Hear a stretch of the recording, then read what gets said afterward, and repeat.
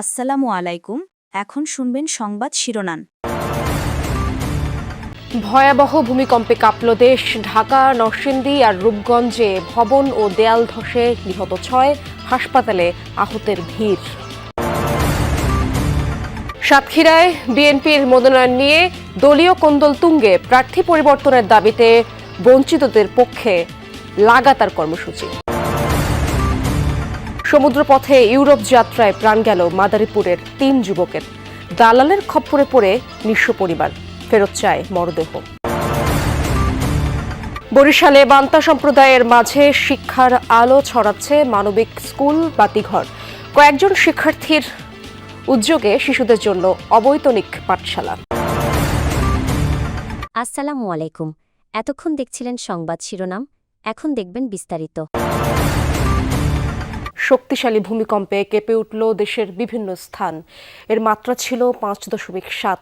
ভূমিকম্পের আঘাতে এখন পর্যন্ত ঢাকায় 3 জন, নরসিংদীতে 2 ও নারায়ণগঞ্জের রূপগঞ্জে 1 জনের মৃত্যুর খবর পাওয়া গেছে। আহত হয়েছেন অনেকে। সকাল 10:40 দিকে এই কম্পন অনুভূত হয়। আবহাওয়া অধিদপ্তর জানিয়েছে, এর উৎপত্তিস্থল নরসিংদীর মাধবদীতে। গত 30 বছরের মধ্যে দেশের সবচেয়ে শক্তিশালী ভূমিকম্প এটি। এতে আতঙ্ক ছড়ায় দেশ জুড়ে। হঠাৎই কেঁপে উঠল ভূপৃষ্ঠ।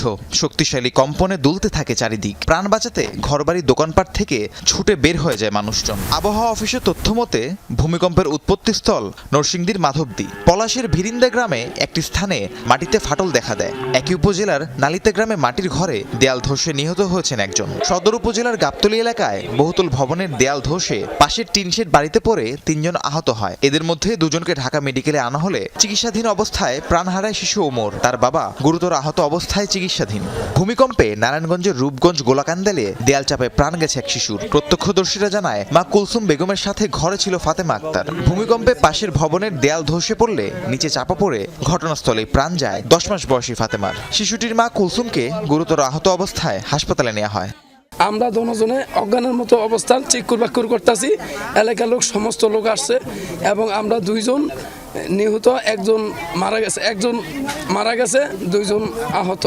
আর নাতিন রে বলে বউ বলে যাইতে আসছিল, যাওয়ানোর সাথে সাথে বলে শুনছি আমরা এরকম কাঁপতে আছি, কাপ কিছু শুনি না। এরপর চিল্লা বলে শুন না, হ্যাঁ কিছু দেখি না। মানে বউ দিয়ে বিয়ার ওয়ালের ভিতরে বলে পরে আসছিল, আর একজন লোক আসছিল। সাতক্ষীরা 2 আসনে বিএনপির প্রার্থী পরিবর্তনের দাবিতে মানববন্ধন করেছেন মনোনয়ন বঞ্চিত নেতা আব্দুল আলিমের সমর্থকরা। সকালে সদরের বিনের পাতায় সাতক্ষীরা খুলনা মহাসড়কের পাশে হয় এই কর্মসূচির সময় মানববন্ধনকারীরা বলেন, শৃঙ্খলা ভঙ্গের অভিযোগে দল থেকে বহিষ্কৃত নেতার মনোনয়ন মেনে নেওয়া হবে না। সাতক্ষীরা 2 আসনে জেলা বিএনপির সাবেক সদস্য সচিব আব্দুল আলিমকে ধানের শীষের প্রার্থী করার দাবি জানান।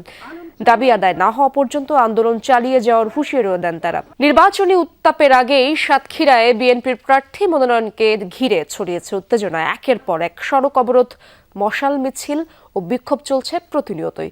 প্রার্থী পুনর্বিবেচনার দাবিতে রাজপথে আন্দোলন চালিয়ে যাচ্ছেন বিএনপির মনোনয়ন বঞ্চিত 2 নেতার সমর্থকরা। সাতক্ষীরা 1 হাবিবুল ইসলাম হাবিব, সাতক্ষীরা 2 আব্দুর রউফ, সাতক্ষীরা 3 কাজী আলাউদ্দিন। 3 নভেম্বর সাতক্ষীরা 2 আসনে আব্দুর রউফকে প্রার্থী ঘোষণা করেন বিএনপি মহাসচিব। এতে ক্ষোভে ফেটে পড়ে তৃণমূল। রাতেই মহাসড়কে চলে মশাল মিছিল, বিক্ষোভ।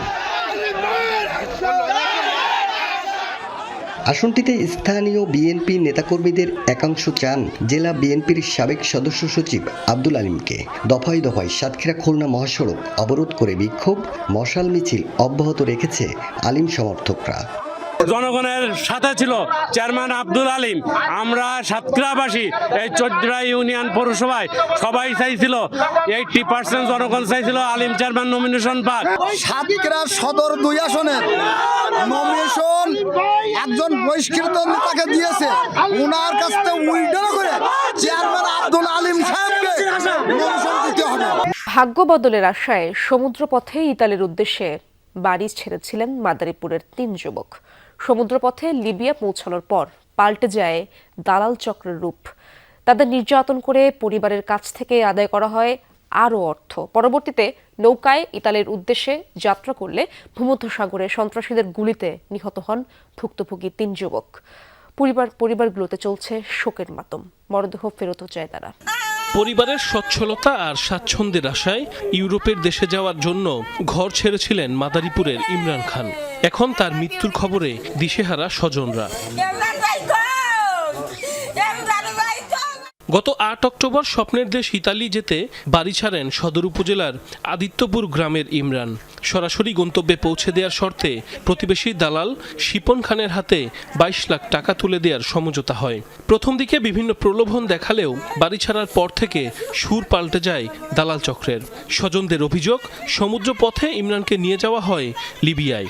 সেখানে তাকে নির্যাতনের মাধ্যমে পরিবারের কাছ থেকে নেওয়া হয় ১৮ লাখ টাকা। এরপর ১ নভেম্বর লিবিয়া থেকে নৌকায় ইতালি যাওয়ার উদ্দেশ্যে যাত্রা করলে ভূমধ্যসাগরে সন্ত্রাসীদের গোলাগুলির মাঝে পড়ে নিহত হন ইমরান।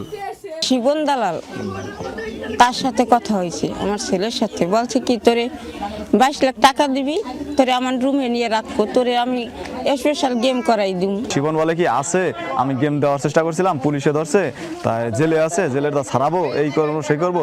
এরপরে আস্তে আস্তে জানতে পারি যে সে নাকি মারা গেছে।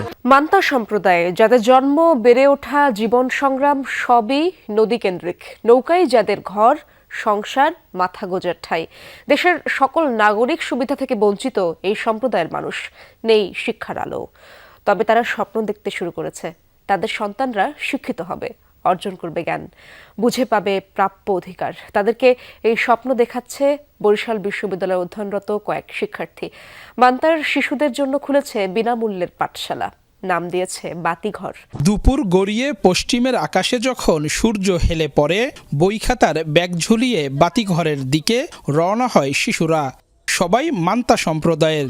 নৌকায় ঘুরে যাদের দিন কাটতো, তাদের কণ্ঠে এখন বাংলা ইংরেজি কবিতা। ধীরে ধীরে আয়ত্তে নিচ্ছে বাক্য লেখা, ছবি আঁকা, শিখছে গান, নাটিকা, আবৃত্তি। হাট্টি মেটনিম ডিম মাঠে ফরে ডিম কালো খাতা ছুটা চিং রা হাট্টি মেটিং ডিম twinkle twinkle little star how I wonder how to are up above the also high like a diamond in the sky. আমাদের ছোট নদী চলে বাঁকে বাঁকে, বৈশাখ মাসে তার হাঁটু জল থাকে, পার হয়ে যায় গরু, পার হয় গাড়ি, দুই ঢালু চোটার ঢালু তার পারি। বরিশাল বিশ্ববিদ্যালয়ে পড়াশোনা করছেন দেশের বিভিন্ন অঞ্চলের শিক্ষার্থীরা। তাদের মধ্য থেকেই একদল শিক্ষার্থী ব্যক্তিগত খরচে বিশ্ববিদ্যালয় এলাকায় গড়ে তুলেছেন মানবিক পাঠশালা। তাদের বিশ্বাস, সমাজ থেকে পিছিয়ে পড়া মান্তা শিশুদের অন্ধকার থেকে শিক্ষার আলোয় নিয়ে আসবে এই বাতিঘর। ওদের খুব ইন্টারেস্ট আছে পড়াশোনার ক্ষেত্রে, বাট ওরা সেই স্কোপটা পাচ্ছে না। আমরা সেটা দিতে চাচ্ছি বা আমরা ওদের সাপোর্ট হতে চাইতেছি যে ওরা সাহস নিয়ে পড়তে পারবে এরকম। আমাদের তরুণ সমাজ হিসেবে আমাদের কাজ হচ্ছে যারা সুবিধা বঞ্চিত তাদের অধিকারটুকু পেয়ে দেওয়া, বা যারা শিশু, যারা আন্ডার প্রিভিলেজড আছে তাদের জন্য কাজ করা।